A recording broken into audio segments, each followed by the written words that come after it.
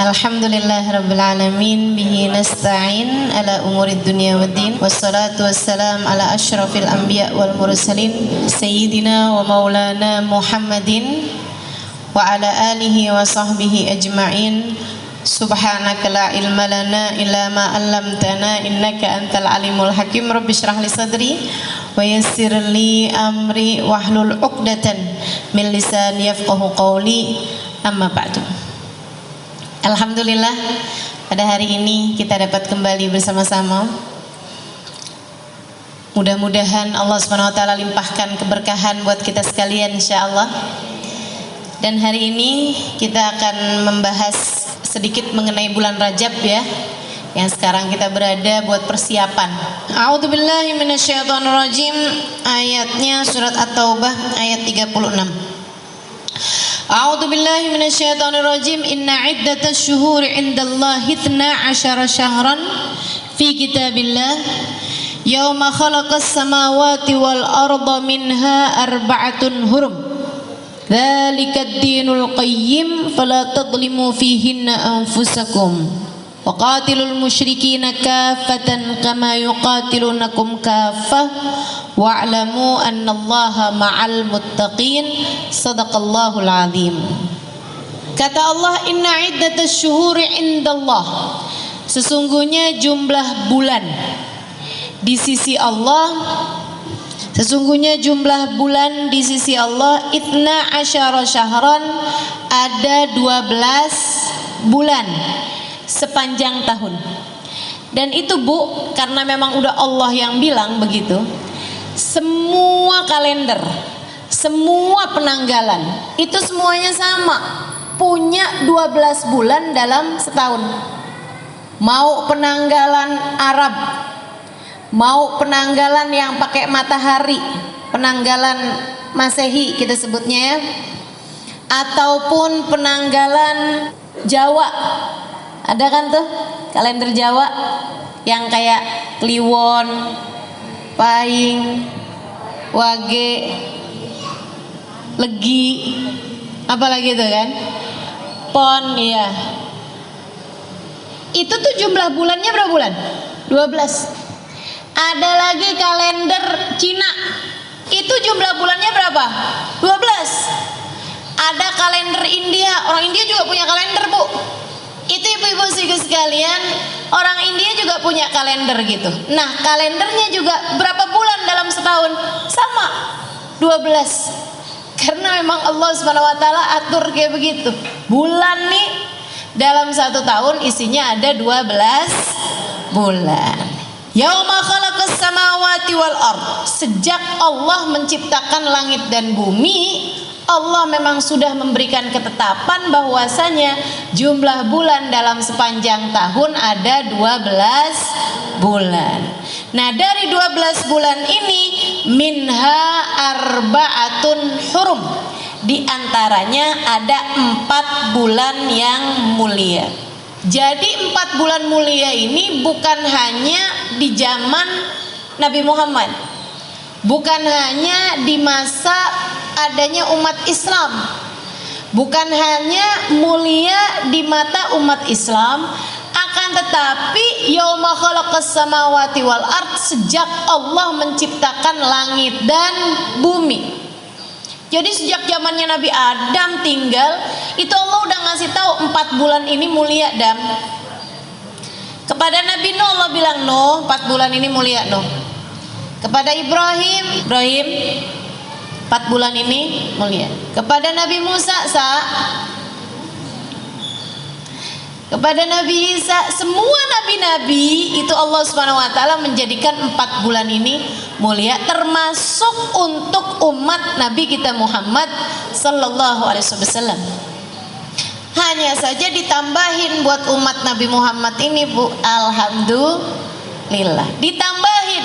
Selain daripada 4 bulan mulia ini, ada bulan yang merupakan sayyidus syuhur, pemimpin seluruh bulan, masa panen kebaikan bagi semua umat Islam, namanya bulan suci Ramadan. Nah, itu hadiah secara khusus untuk umat Nabi Muhammad sallallahu alaihi wa ala alihi wasallam. Selebihnya 4 bulan yang saya sampaikan mulia ini memang dari sejak zaman Nabi Adam sampai dengan Nabi kita Muhammad atau akhir zaman, semuanya menyaksikan bahwa 4 bulan ini adalah 4 bulan yang mulia. Nabi ketika menceritakan tentang 4 bulan yang mulia ini, kata Nabi Muhammad, salasas sard wahid fard, 3 bulannya berturut-turut, yang 1 bulannya menyendiri. Wa ammas sard, kata Nabi Muhammad, yang berturut-turut, Dzulqa'dah bulan ke-11, Dzulhijjah bulan ke-12, Muharram bulan ke-13. Enggak, Muharram bulan ke-1, bulan pertama.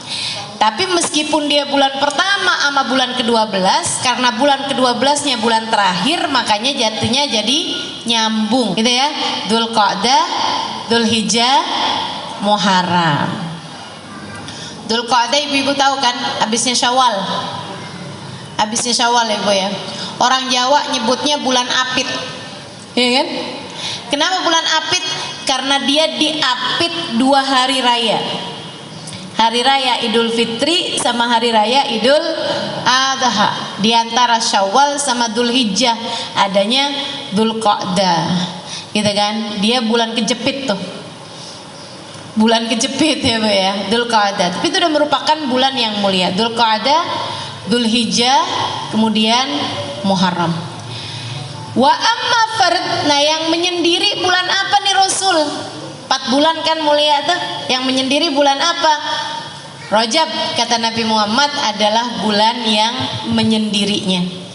Ini Bu, kalau saya pikirin ya, kenapa Allah Subhanahu wa taala jadikan ada bulan-bulan yang lebih utama daripada bulan-bulan yang lain? Adalah karena rahmatnya Allah kepada kita sekalian. Jadi bikin dosa tuh nggak nyampe numpuk. Ya Bu. Muharram mulia. Kalau dari bulan pertama nih, Muharram mulia. Kita di bulan Muharram ada yang namanya tanggal 10. Disebut dengan nama hari Asyura. Ya kan? Muharram mulia. Habis gitu ketemu Safar. Safar nggak ada. Safar nggak ada. Jadi tuh kan kalau misalnya ibarat orang tuh bulan Muharram itu maju, bulan Safar itu agak mundur gitu. Tapi habisnya Safar bulan Rabiul Awal. Bulan Rabiul Awal kita maju apa mundur? Maju dong. Karena kan rayakan Maulid Nabi Muhammad sallallahu alaihi wasallam. Gegap gempita, senang alhamdulillah. Jadi mundurnya nggak sampai lama. Alhamdulillahnya juga kita kalau ngerayain Maulid Nabi nggak cuma sebulan. Dari bulan Rabiul Awal sampai bulan Rabiul Tsani, Ibu ya, sampai bulan Jumadil Awal. Kalaupun ada mundur-mundur palingan bulan Jumadil Tsani, gitu kan? Agak mundur. Abis itu ketemu Rajab. Jadinya kita bulan Rajab maju lagi. Alhamdulillah bulan mulia. Abisnya Rajab, Sya'ban. Insya Allah tambah maju lagi Bu ya. Karena bulan Sya'ban tambah dekat ke Ramadan dan merupakan bulannya Nabi Muhammad SAW, seperti yang akan saya sampaikan. Nah habis itu ketemu Ramadan. Wah, habis ketemu Ramadan agak mundur ke Syawal. Syawal agak males, agak mundur. Habis itu ketemu Dzulqa'dah, maju lagi. Habisnya Dzulqa'dah ketemu Dzulhijjah, maju lagi, naik lagi. Nah itu maksudnya Allah kasih dalam setahun itu kayak begitu, biar kita tuh kalau mundur itu nggak keterusan mundur terus gitu, nggak begitu. Sebab orang hidup ini seharusnya hidupnya maju ke depan, seharusnya maju hingga sampai hari perjumpaan kita dengan Allah Subhanahu wa taala, kita sudah berada di tempat yang paling diridhoi Allah insyaallah, berada di hati yang paling dicintai Allah insyaallah, berada dalam keimanan yang paling tinggi insyaallah, berada dalam keyakinan yang paling atas insyaallah. Amin ya rabbal alamin. Bulan Rajab nih, fa'amma farajab, kata Nabi Muhammad, bulan Rajab bulan mulia yang menyendiri jauh dari bulan-bulan yang lain-lainnya. Nah, masuk bulan Rajab ini Bu, bulan yang dimuliakan seperti yang tadi saya bilang, bahkan dari sejak zamannya Nabi Adam. Nabi Adam memuliakan bulan Rajab. Nabi Nuh, Nabi Musa, Nabi semua memuliakan. Dan bahkan sampai dengan sebelum terutusnya Nabi Muhammad, itu orang-orang memuliakan bulan Rajab. Sampai kalau ada perang di mana-mana, itu begitu masuk bulan Rajab langsung berhenti. Nggak boleh perang. Orang pada takut kalau perang di bulan Rajab, kualat. Kalau jahatin orang, memicu peperangan, berbuat apa aja sama orang di bulan Rajab tuh hukumannya itu berlipat-lipat ganda, karena bulan Rajab adalah merupakan bulan mulia.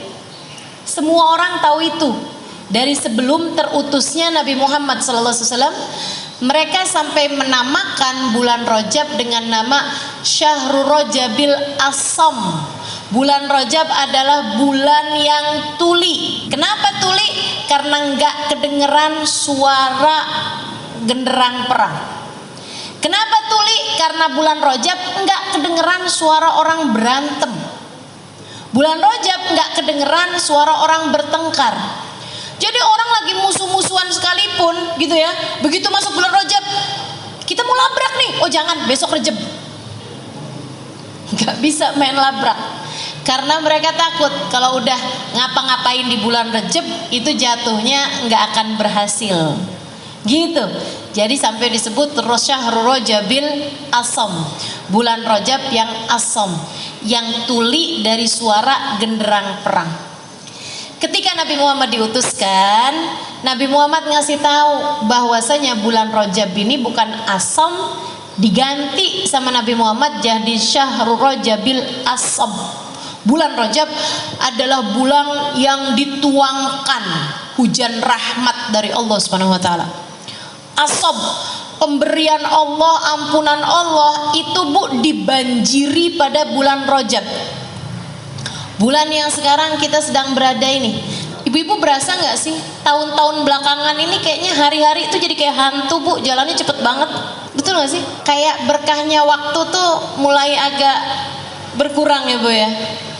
Dulu tuh kayak dari pagi ke siang lama gitu, dari siang ke sore lama gitu.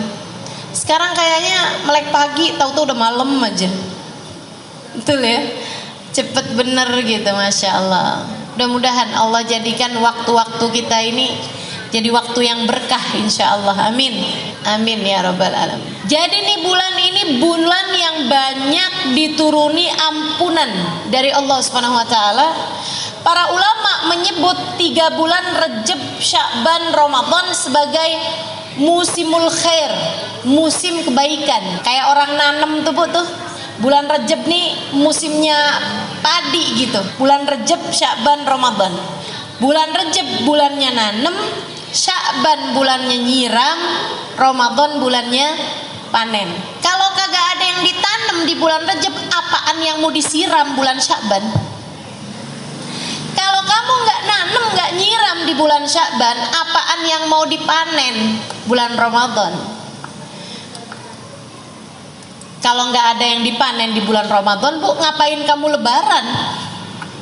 Ya Bu ya, ini udah nggak ikutan nanem bulan Rajab, nggak nyiram bulan Sya'ban, nggak panen bulan Ramadan, tahu-tahu lebaranan paling seru-seru sendirian.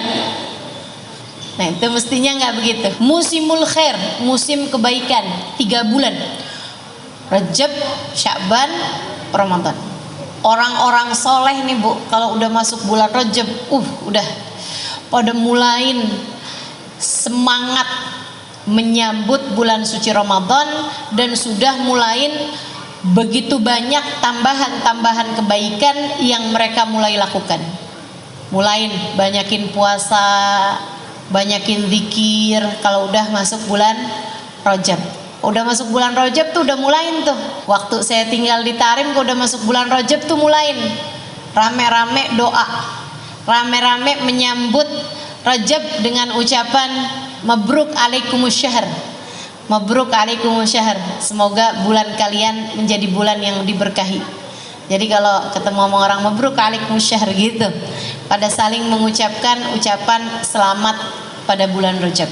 Karena mereka jadi kayak yang wah udah mulai masuk nih musim-musim kebaikannya. Mudah-mudahan kita nggak terhalang dari musim kebaikan untuk periode tahun ini insya Allah ya, untuk periode tahun ini. Dan memang subhanallah Bu, Rajabnya bagus, kemudian ditambah Sya'bannya bagus, Ramadannya lebih bagus lagi. Coba perhatiin.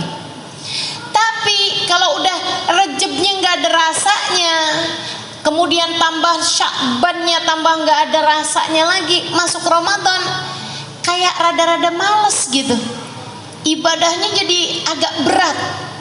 Itu kayak orang yang belum waktunya panen tapi maksa dipanen, akhirnya pada gagal panen ya Bu ya, pada gagal mau panen kalau nggak dikerjain pada bulan dari sejak bulan Rajabnya. Dicobain deh ibu-ibu, cobain bulan Rejabnya mulai nambahin dari kebiasaan yang ibu nggak lakukan di bulan-bulan yang lain.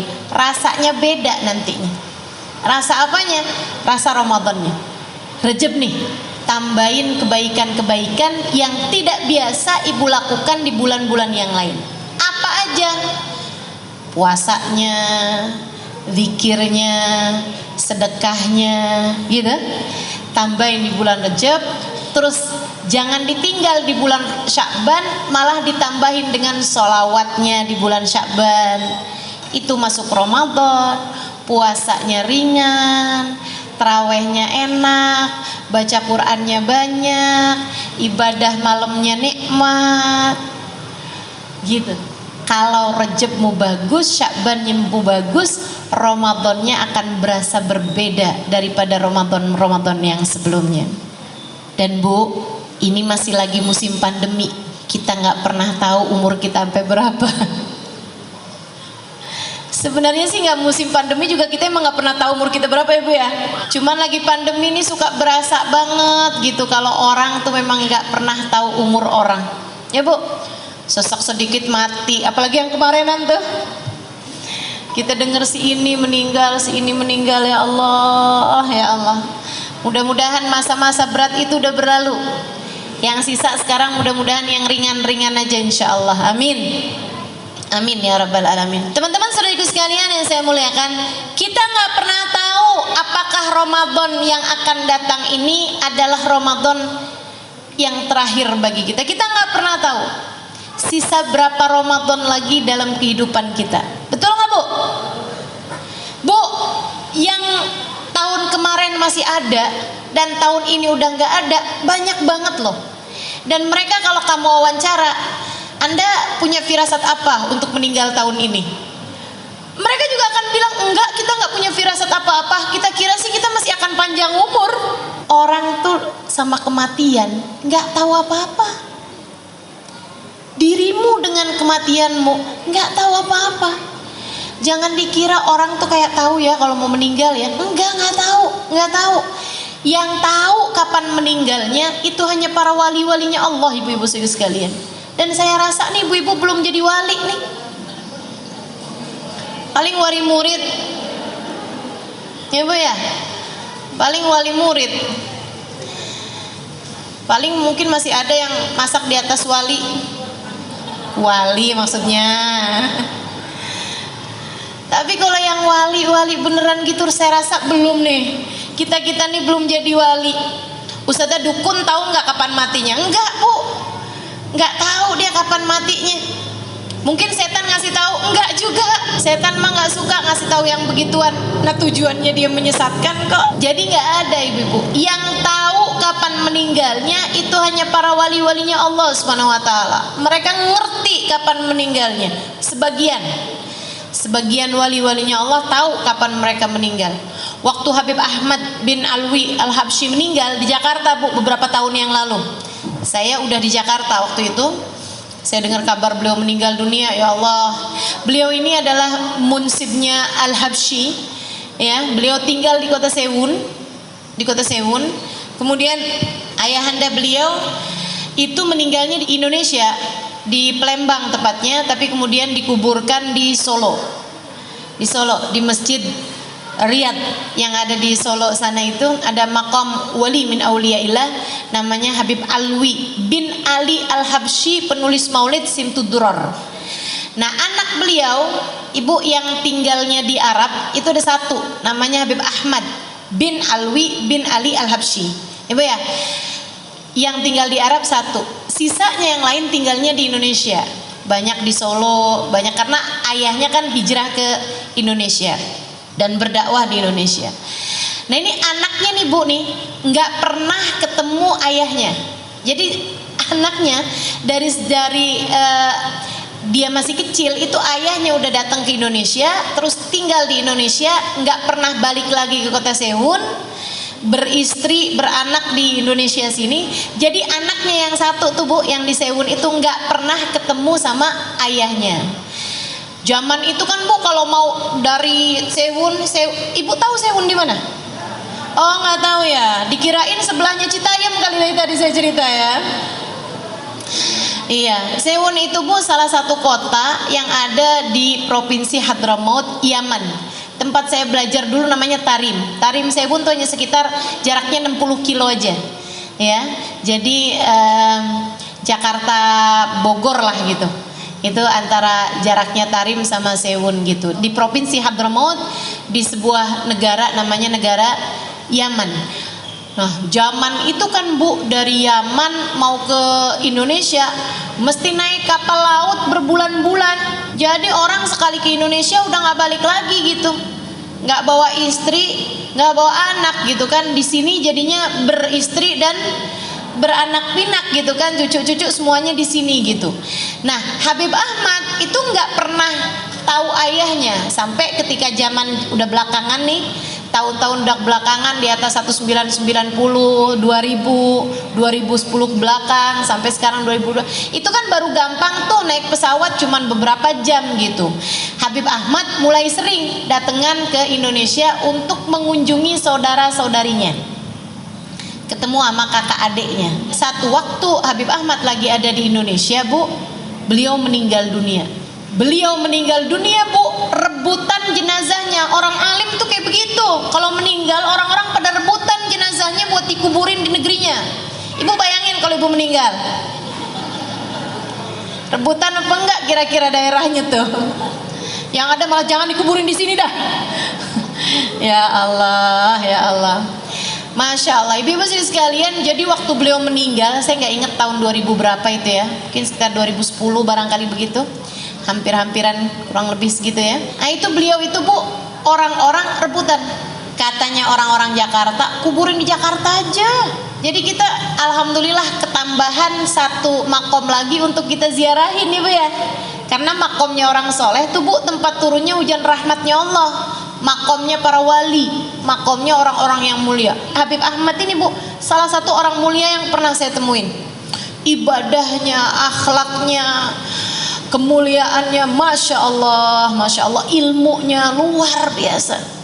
Jadi orang Jakarta nih, keluarganya yang ada di Jakarta, udah dikuburin di sini aja. Meninggal di sini berarti dimakamin di sini. Orang-orang Solo pada bilang, enggak dong, dikuburinnya di Solo, biar barengan sama abahnya, sama ayahnya gitu. Ayahnya dikuburin di Solo, dan dikuburin di Solo. Katanya orang Jeddah, anaknya itu ada di Jeddah. Dia bilang boleh nggak dikirimin ke Jeddah aja, biar saya kalau mau ziarah ayah saya deket gitu.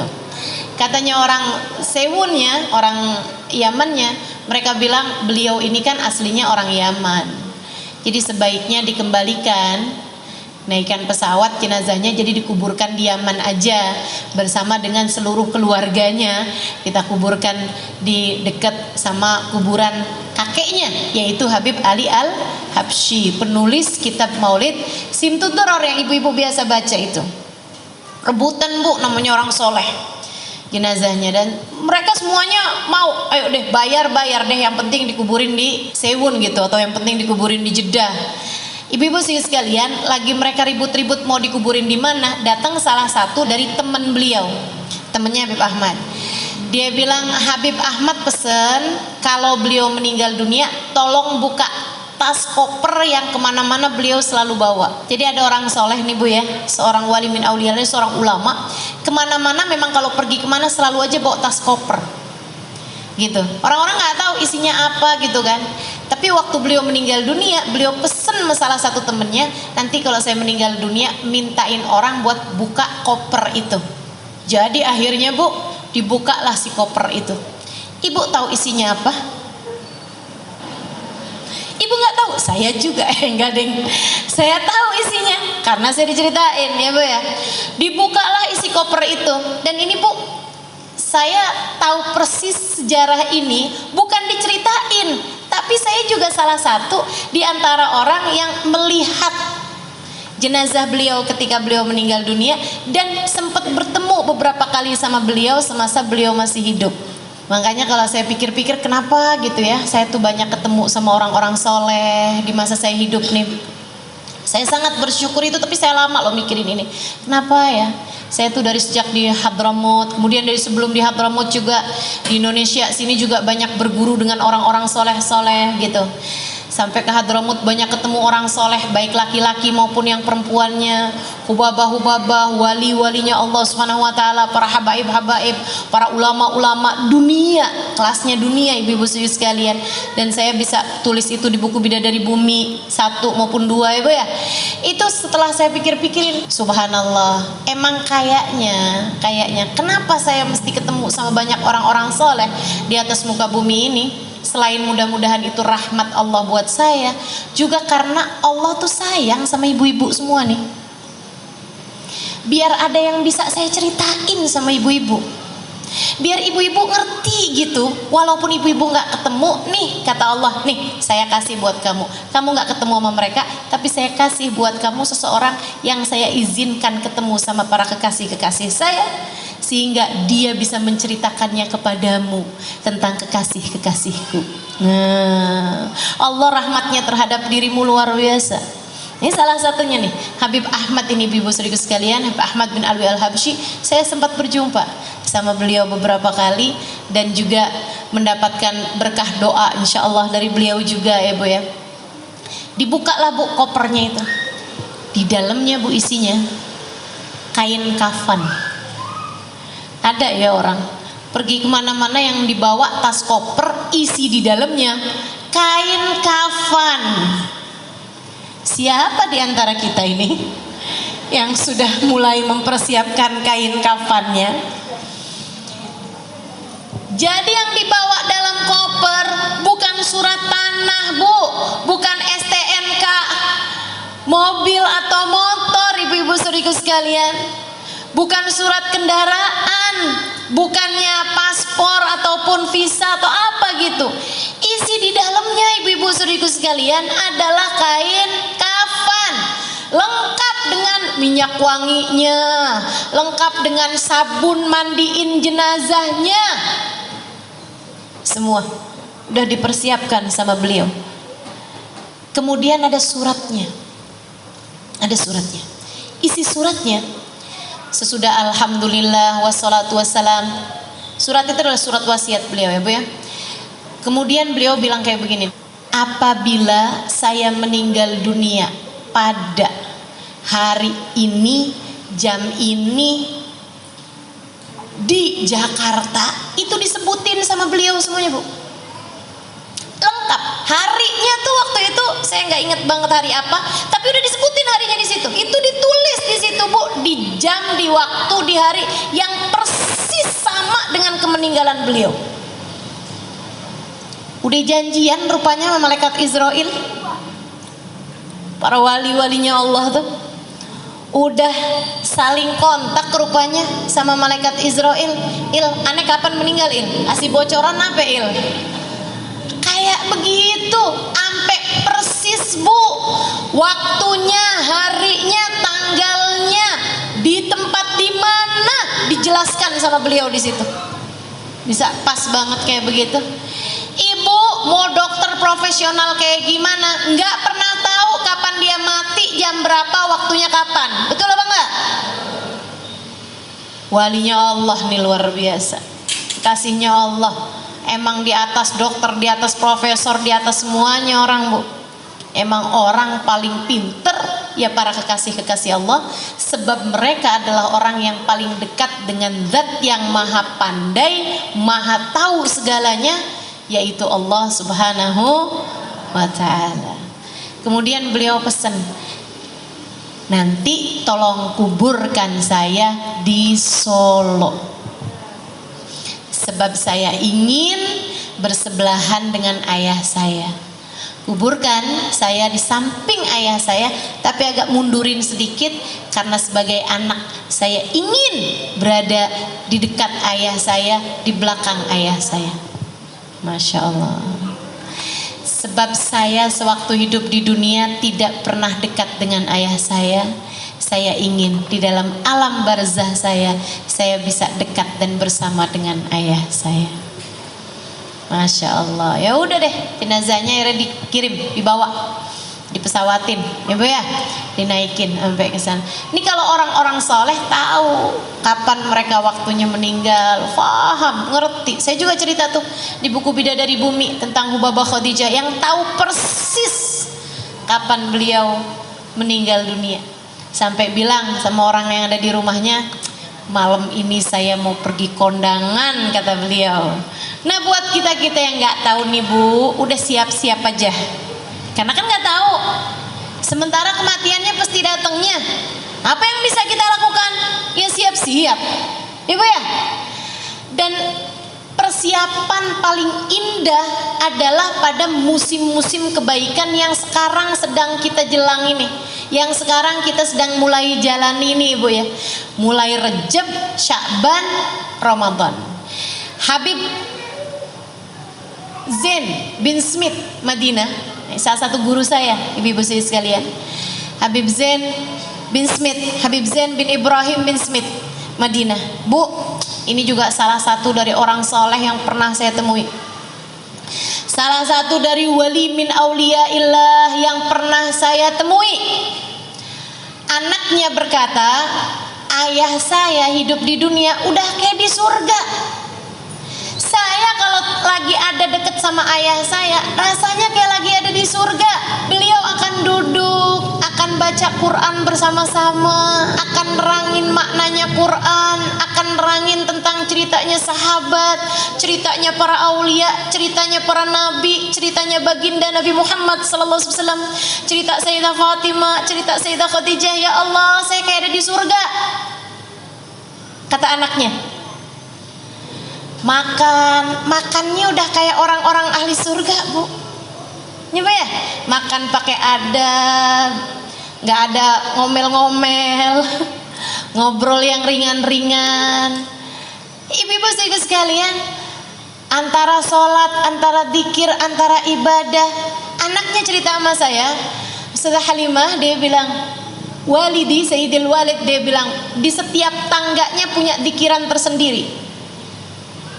Ibu tahu, tiap turun tangga tuh Bu punya zikirannya sendiri gitu. Jam sekian sampai jam sekian zikirannya apa, itu masing-masing punya aturan.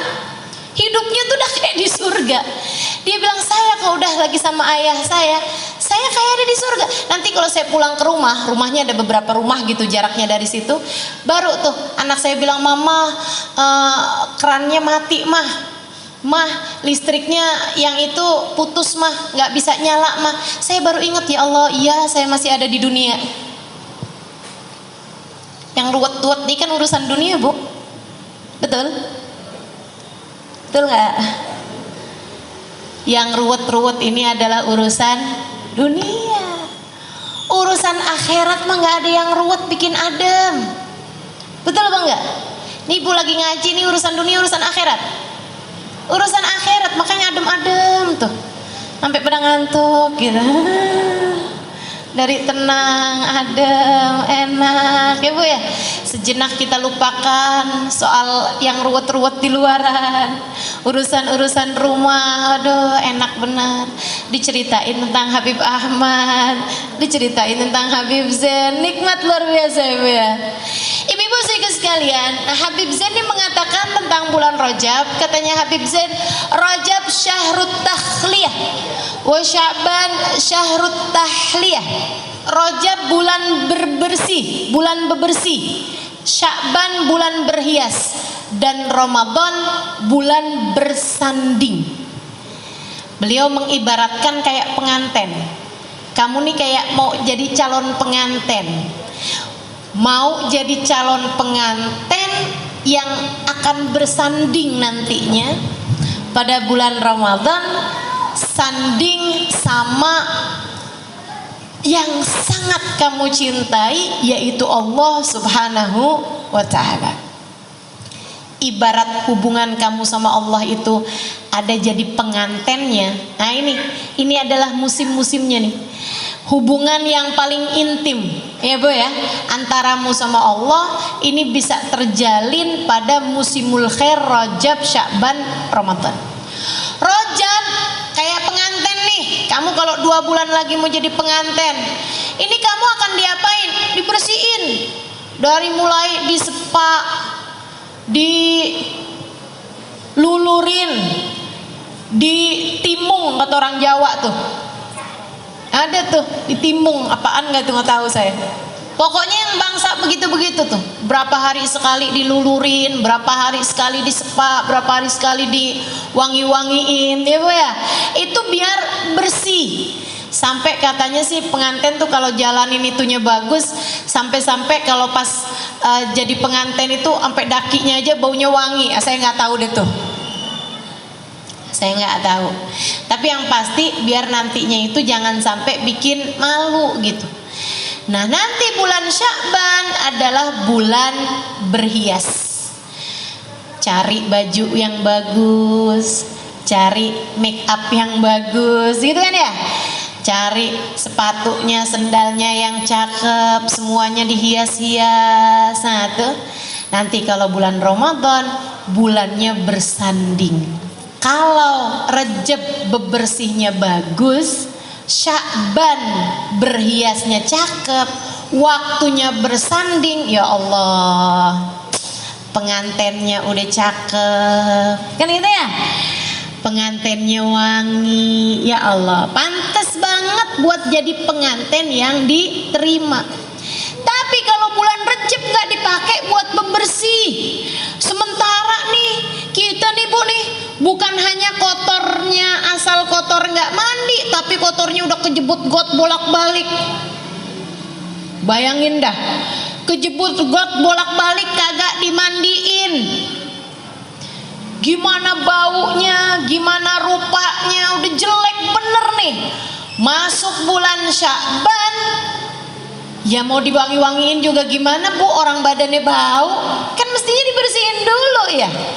Nah, bulan Sya'ban kita nggak wangi-wangiin, nggak cakep-cakep, nggak berhias-hias, masuk bulan Ramadan udahlah baunya jelek, rupanya jelek, bajunya compang-camping, mau masuk jadi pengantin. Kira-kira gimana nih pasangannya nih? Kamu sana deh. Makanya berasa banget puasa berat, terawih berat. Kenapa gitu? Nggak dibukain pintu. Makanya kalau kamu nggak dibukain pintu kan nggak bisa maju-maju. Akhirnya jalan di tempat, nggak maju-maju, kamu nggak masuk-masuk. Makanya berasanya berat. Kok ini bulan Ramadan ya, tapi kok saya baca Al-Quran berasa berat banget ya. Terawih bolong-bolong nih saya nih, tiap mau terawih kayak ada setannya, padahal kan katanya bulan Ramadan kagak ada setannya ya. Kamu rupanya tidak dibukain pintu, jadi kamu jalan di tempat. Pernah nggak ada bulan Ramadan yang tiap hari kamu dapat 10 juz Al-Quran? Pernah nggak 5 juz Quran? Jadi tiap 6 hari hatam, 6 hari hatam. 3. Gak ada juga. Terus selama ini Ramadan kamu dipakai apa? Ngiterin Tanah Abang? Atau pelajarin resep bikin kue buat lebaran? Teman-teman Ramadan saudaraku sekalian, mau sampai kapan gitu? Itu sih bukan cuman terima jalan di tempat itu mah. Itu namanya mundur. Itu namanya putar balik. Kamu gak dapat apa-apa. Boro-boro masuk dalam rumah, halamannya aja kagak masuk itu mah. Bulan Ramadan, bulanmu bersanding teman-teman. Dan sekali lagi kita gak pernah tahu sisa berapa Ramadan dalam kehidupan kita ini. Maka kalau umur kita sekarang masuk Rejab, waktunya buat minta dipanjangin umurnya sampai ketemu Ramadan. Seperti yang dilakukan Nabi Muhammad alaihissalam. Nabi kalau udah masuk bulan Rajab, Nabi Muhammad bilang, Allahumma barik lana fi Rajab wa Sya'ban wa balighna Ramadan. Ya Allah, berkahi saya di bulan Rajab, berkahi saya di bulan Sya'ban, sampaikan umur saya sampai ke bulan Ramadan. Nabi nggak pernah minta umur panjang. Nabi nggak pernah minta umur panjang. Makanya umur Nabi memang nggak panjang. Ibu-ibu sekalian, Nabi hanya minta panjang umur sampai ketemu Ramadan setiap kali masuk bulan Rajab gitu. Habis Ramadan, Lebaran meninggal nggak apa-apa deh ya Allah. Tapi ini kalau sekarang nih nanggung ya Allah, panjangin sampai ketemu Ramadan. Kita juga begitu, berharap-harap ya Allah, seenggaknya sampai ketemu Ramadan deh nih. Bentar lagi nih kan, udah kadung ya Allah, masuk Rejab ya Allah, sisain sampai Ramadan ya Allah, sisain, panjangin sampai ketemu Ramadan. Nah kemudian bulan Rajab, bulan Sya'ban sampai bulan Ramadan kita jadikan sebagai bulan yang membuat kita layak untuk diterima, layak untuk dibukain pintu, layak untuk masuk dan menikmati setiap ruangan-ruangannya bersama dengan yang tercinta, bersama dengan kekasih hati kita, bersama dengan Sang Maha yang tidak pernah meninggalkan kita, Allah Subhanahu wa Ta'ala, bersama dengan manusia paling agung, baginda kita Nabi besar Muhammad sallallahu alaihi wasallam, bersama dengan umat Islam, bersama dengan orang-orang saleh, sehingga mudah-mudahan masuk Ramadan kita nikmati saat-saat Ramadannya, dan sesudahnya kita menjadi orang-orang yang diperdengarkan panggilan ya ayyatuhan nafsul mutmainnah irji'i ila rabbiki radiyatan mardiyah. Wahai pemilik jiwa yang tenang, mari masuk, mari masuk. Ila rabbik, silahkan menuju kepada Tuhanmu, silahkan berjumpa dengan Allah Tuhanmu. Radiyah, dia ridho padamu. Mardiyah, kamu ridho padanya dan Allah pun ridho padamu. Kamu cinta padanya, Allah pun cinta padamu. Fadkhuli fi ibadi, kata Allah, silahkan masuk ke dalam golongan hamba-hambaku. Wadkhuli jannati, silahkan nikmati semua yang aku miliki. Wah, tuh Ramadan, teman-teman sekalian, biarin jadiin bernilai. Nah caranya mesti mulai dari sekarang nih, dari Rejab nih. Bersih-bersihnya yang benar, bersih-bersihnya yang benar. Kita mesti bersihin dari apa sih nih Ustazah ceritanya nih? Bersihin rumah, bersihin baju, bersihin apa nih? Bersihin catatan hidupmu dari dosa. PR banget nggak tuh? PR. Apalagi jika selama ini kamu nggak bersih-bersihin, takutnya jadi numpuk sampahnya, takutnya jadi numpuk karat-karatnya, noda-nodanya, kotoran-kotorannya. Aduh, biarin bersih. Gimana caranya dong nih Ustazah? Gimana nih caranya nih? Mau ngerjain biar Sya'bannya enak, biar Ramadannya enak, nih Rejabnya mesti kayak gimana? Udah bersihin. Gimana caranya bersihin? Ya minta buat dibersihin. Yang bisa bersihin hanya satu, namanya Allah. Yang bisa ngapusin dosa-dosa kita dari catatan amal perbuatan kita hanya satu, fa innahu la yaghfirud dzunuba illa anta. Sesungguhnya tidak ada yang dapat mengampuni dosa-dosaku ya Allah kecuali Engkau ya Allah. Karenanya bulan Rajab jangan jauh-jauh dari permohonan ampun, jangan jauh-jauh dari istighfar, jangan jauh-jauh dari minta maaf sama orang-orang yang kita pernah berbuat salah, dan jangan numpukin dosa. Walaupun orang-orang banyak minta-minta maaf pada hari Lebaran, saya sih lebih cenderung nih bulan Rajab nih, bulan Rajab nih jadiin bersih-bersih. Kalau kamu punya salah-salah sama orang, bulannya ini bulan Rajab, bulan bersih-bersih dari salahnya orang. Jadi yang masih lagi beranteman, dah, buruan. Sebelum masuk tambah banyak Rajabnya, minta maaf satu sama lain. Ya Bu ya, yang lagi masih ada nggak enak hati sama orang, udah buruan saling memaafkan satu sama lain. Saudara saudari, kakak adik yang masih rebutan urusan warisan nggak kelar nih, nggak tahu berapa nih warisannya nih, sampai bikin jadi beranteman saudara sama saudarinya. Ya Allah bu serem bener. Jangan sampai itu menjadikan ampunan yang Allah turunkan pada bulan Rajab terhalang darimu. Yuk, yang punya hati perasaan benci nggak enak sama siapapun, bulan Rajab bulanmu untuk berkata saya sudah memaafkan dia. Jangan ada yang disisain, satu orang aja jangan gini loh, ya Allah saya udah maafin salah semua orang ya Allah, kecuali dia tuh, yang itu nggak bisa saya ya Allah. Ya gimana enggak ya Allah, dia tuh rebut laki saya. Aduh, udah Bu, udah nggak ada yang lebih berharga daripada Allah, nggak ada yang lebih bermakna, bernilai bagimu lebih daripada ampunan Allah. Dan Allah akan mau menurunkan ampunannya kepadamu jika kamu juga memaafkan, mengampuni dosa semua orang, dan kamu juga minta maaf, minta ampun sama semua orang. Minta maaf sama orang dan juga maafin salahnya orang. Ya Bu ya, man afa ufi, siapa yang memaafkan salahnya orang, dia akan dimaafkan sama Allah.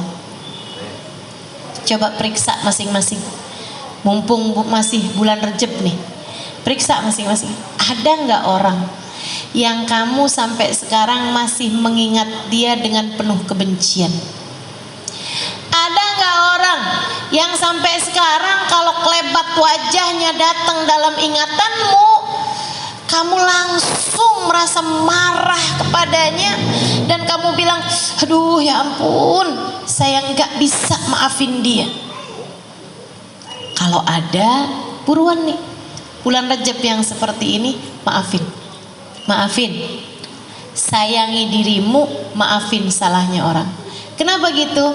Nih Bu, saya kasih tahu, ampunan Allah tuh Bu kalau mau turun kealangan sama kamu yang nggak bisa maafin salahnya orang, itu hanya akan bergantung antara langit dan bumi. Nabi yang ceritain, ampunan dari Allah atau bahkan hadiah-hadiah dari Allah, rahmatnya Allah kalau mau turun pada diri seseorang, itu Ibu ya, kamu berbuat kebaikan, kamu hadir di majelis, kan turun rahmat nih, turun rahmat. Tapi kalau hati kamu masih menyimpan dendam kepada satu, nggak usah banyak-banyak, satu orang aja, dendam, pokoknya bener-bener kamu nggak bisa maafin dia gitu, itu Ibu serius sekalian gantung. Yang lain-lain nih kejatuhan nih, kamu gantung di langit-langit, nggak bisa turun. Apa kata Allah? Allah bilang sama malaikat, unduru hatta yasallaha, yang buat dia tungguin sampai dia damai, sampai dia akur, sampai dia bisa maafin, sampai hatinya lega, baru bisa turunin. Kalau nggak lega-lega ya nggak turun-turun. Makanya kalau ibu-ibu nih misalnya gitu ya, ibu rajin berbuat kebaikan, betul, tapi ibu punya satu dendam yang ibu nggak pernah bisa maafin, itu Bu yang lagi delay nih pemberiannya Allah, numpuk di atas. Sampai ketika kamu bilang, ya Allah saya sudah memaafkan dia ya Allah, jatuh banyak banget ke ibu-ibu.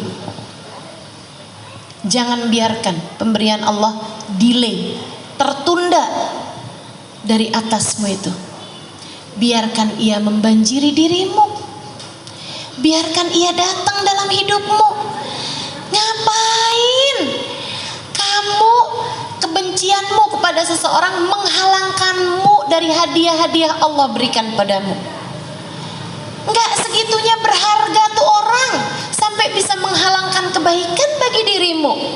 Kalau kamu menganggap orang itu enggak berharga, ya udah maafin. Betul apa enggak? Sehingga semua pemberiannya Allah datang kepadamu. Sayang, udah lupain. Apa sih yang orang kerjain sama kamu sampai kamu nggak bisa maafin? Bu, ingat, semua yang terjadi juga dengan izin Allah.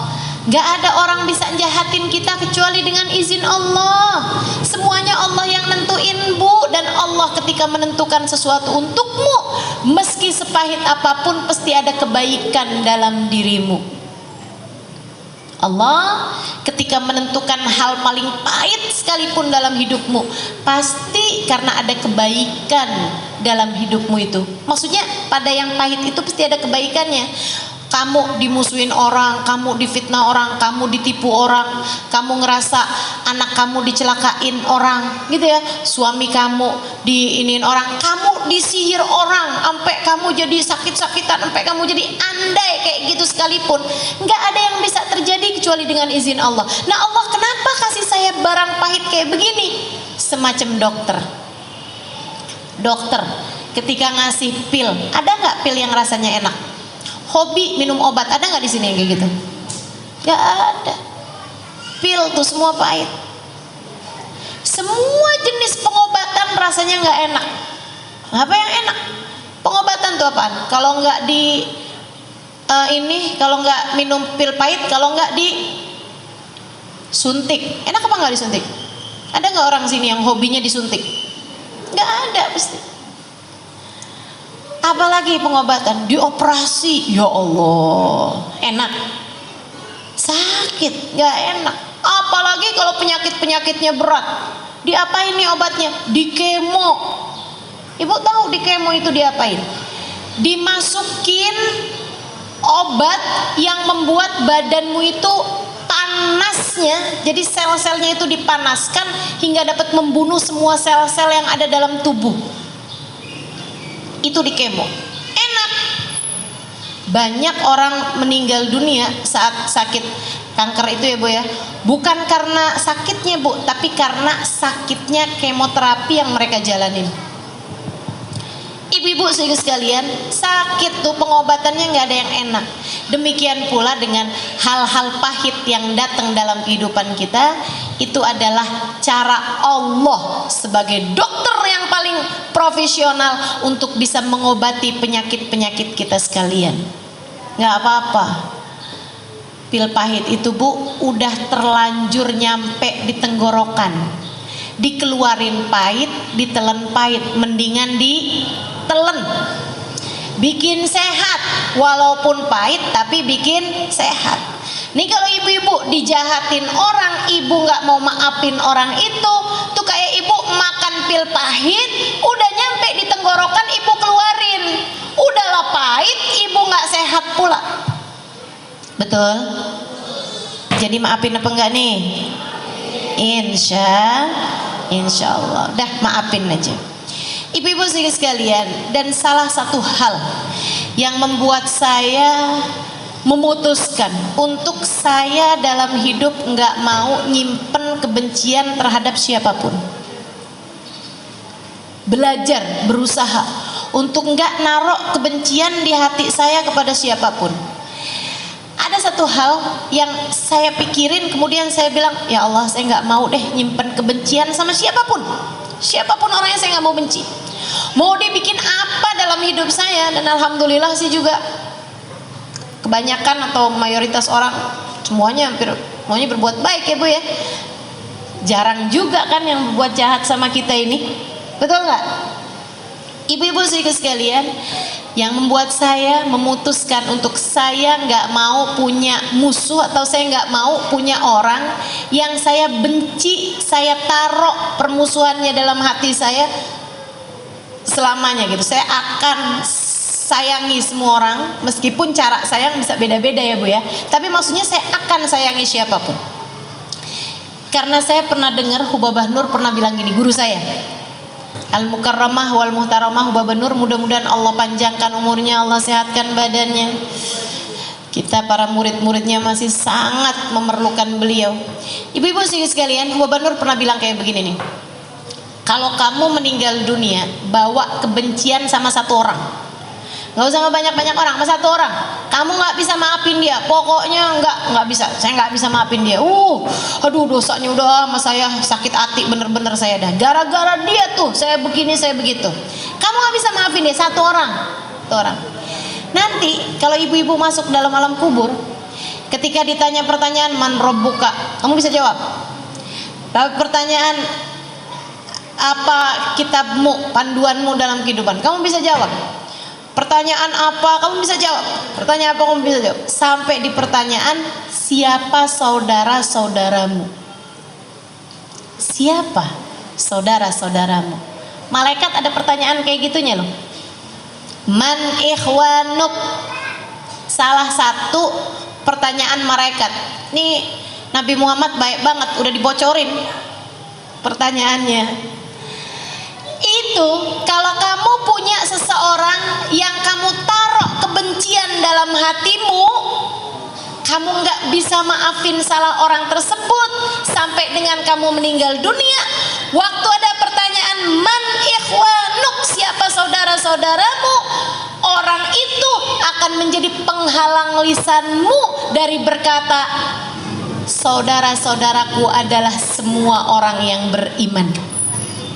Al-mu'minuna ikhwani, orang-orang yang beriman adalah saudara-saudara. Kamu gak akan bisa jawab. Kenapa? Ya kalau kamu anggap saya saudara, kenapa kamu musuhin saya? Kalau kamu menganggap saya sebagai saudaramu, kenapa kamu gak bisa maafin saya? Bu, dan kalau kamu sampai gak bisa jawab pertanyaan itu dalam alam kubur, kamu gak akan bisa call a friend. Kamu gak akan bisa, apa yang bisa kamu lakukan ibu-ibu? Gak bisa ngapa-ngapain. Makanya saya pikir daripada saya gak bisa ngapa-ngapain di sana, lebih baik saya maafin aja dari di sini. Jadi ibu-ibu sekalian yang saya muliakan, maafin siapapun yang pernah berbuat salah padamu. Banyakin minta ampun, minta maaf sama Allah Subhanahu wa taala pada bulan Rajab yang seperti ini. Ya Bu ya. Selain daripada banyakin puasa sunnah, banyakin zikiran-zikiran, banyakin istighfar, minta maaf sama Allah Subhanahu wa taala, minta ampun sama Allah, ibu juga banyak minta maaf sama orang-orang di sekeliling. Kemudian ibu-ibu sekalian, habis sholat subuh sama habis sholat maghrib, habisnya salam dari sholat, langsung baca Allahumma ufirli warhamni wa tub alayya sebanyak 70 kali, insya Allah. Nah kalau kita jalanin nih dengan baik bulan Rajabnya, masuk bulan Sya'ban kita tambahin dengan sholawat kepada Nabi Muhammad, hubungan kita baik, insya Allah masuk bulan Ramadan kita dalam keadaan siap bersanding dengan Allah Subhanahu wa ta'ala, insya Allah. Rabbana zalamna anfusana wa illam taghfir lana wa tarhamna lanakunanna minal khasirin. Rabbana atina fid dunya hasanah fil akhirati hasanah wa qina adzabannar. Dawam fi subhanakallahumma wa tahiyatum fiha salam. Akhiru da'wana anil hamdulillahi rabbil alamin. Kita baca suratul Fatihah, kita minta pada Allah Subhanahu wa taala mudah-mudahan dosa-dosa kita semuanya diampuni sama Allah. Dendam-dendam kita dalam hati kita diangkat jauh-jauh oleh Allah Subhanahu wa taala, insyaallah. Mudah-mudahan segala permusuhan, segala iri dengki, segala kekesalan, segala unek-unek dalam hati kita semuanya dicabut jauh-jauh dari hati kita, digantikan dengan keimanan, digantikan dengan kesabaran, digantikan dengan keikhlasan, digantikan dengan kesyukuran atas segala apa yang terjadi dalam kehidupan kita, insyaallah, sehingga kita menjadi hamba-hamba hamba-hamba yang diterima oleh Allah Subhanahu wa taala, dibukakan pintu selebar-lebarnya kepada kita sekalian, disayangi kita, dicintai kita oleh Allah Subhanahu wa taala, dan ketika datang ajal menjemput kita, kita sudah akan menjadi hamba-hamba yang tercinta di sisinya. Ala hadhihi niyyah bi kunniyatin salihah jami'ah syamilah ila hadratin Nabi Muhammad sallallahu alaihi wa ala alihi wasallam. Al-Fatihah. Bismillahirrahmanirrahim. Alhamdulillahirabbil alamin arrahmanirrahim maliki yaumiddin. Iyyaka na'budu wa iyyaka nasta'in. Ihdinas siratal mustaqim. Siratal ladzina an'amta 'alaihim ghairil maghdubi 'alaihim waladdallin. Amin. Terima kasih atas segala perhatiannya. Kurang lebihnya mohon maaf. Wal afu minkum. Assalamualaikum warahmatullahi wabarakatuh.